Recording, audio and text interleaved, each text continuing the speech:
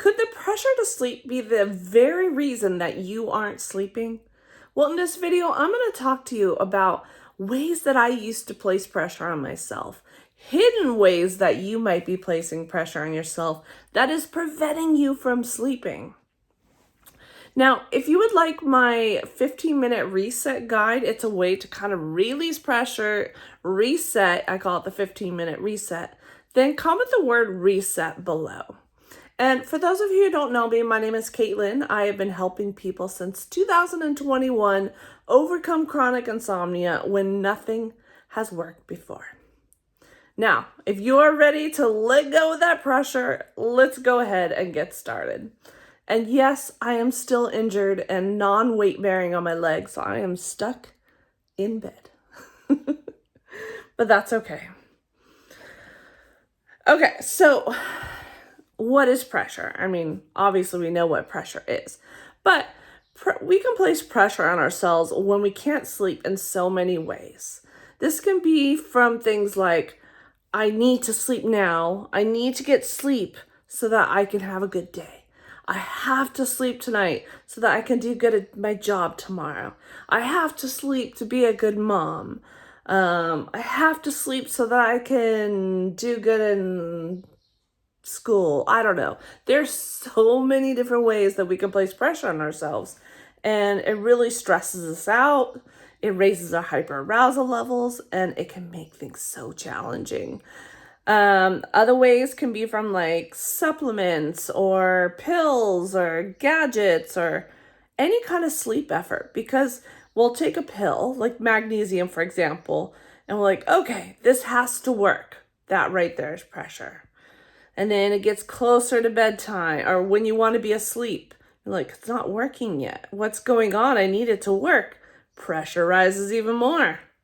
It's the time you want to be asleep and you're still not asleep. Well, guess what? Pressure is even higher. I want you to think about this pressure.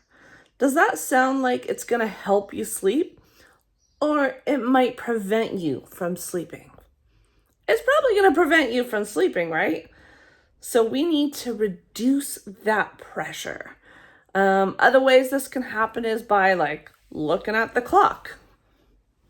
I don't know about you, but I've never felt good when I wake up or when I'm awake all night and then looking at the clock, right? It just adds a lot of pressure and stress. And we don't need any of that when we have chronic insomnia. Or tracking, that's right. I talked about that yesterday as well. When you're tracking and you don't have the optimal score, you're not getting the optimal amount of sleep, or your cycles are not optimized, and you have all this pressure to try to increase your numbers and your score. So when we have this pressure, it's actually sending signals of danger to the brain. Because we have this pressure like, oh my God, something's wrong. I need to fix it. This needs to happen. Those are signals of safety. So we need to send signals of, those are signals of danger. We need to send signals of safety. So we need to calm the nervous system. We need to send signals of safety. That's what's going to happen when you let go of the pressure. That's what's going to happen and what we need when we have chronic insomnia. So I want you to try this. Next time you notice you are pressuring yourself and it's not feeling good, I want you to take a little pause. Just pause what you're doing. You can put your hand on your heart. I just always put my hand on my heart when I close my eyes and breathe. You're going to take 3 deep breaths.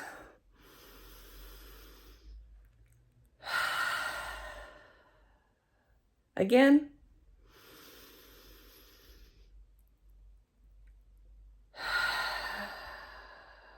And then you'll take another one and you'll say, I don't need to make anything happen right now.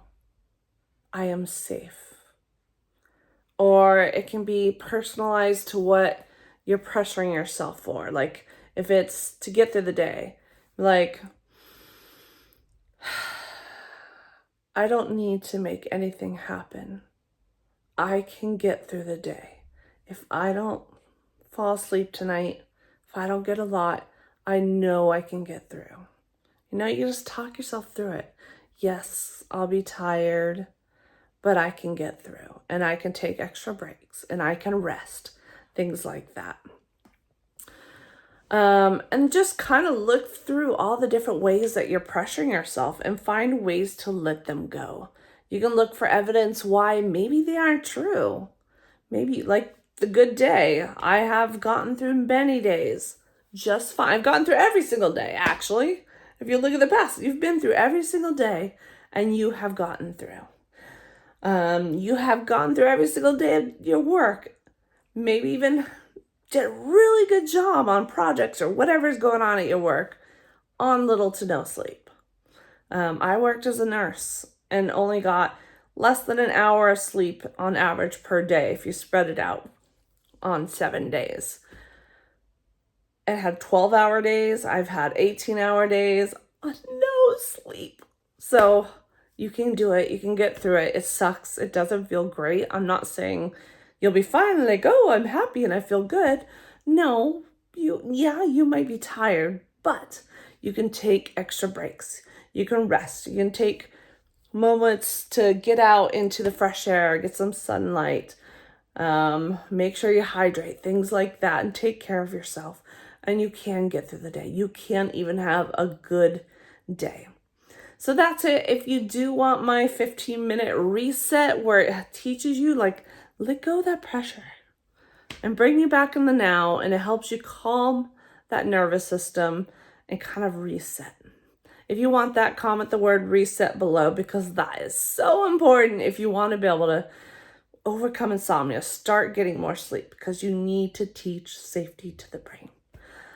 All right, that's it, and I will see you in the next video, probably from the bed again, because this is where I'm stuck.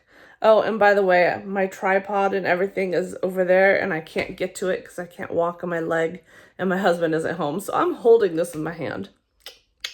So it's not the most stable, and I feel like it's too close to my face, but that's okay. I will see you tomorrow.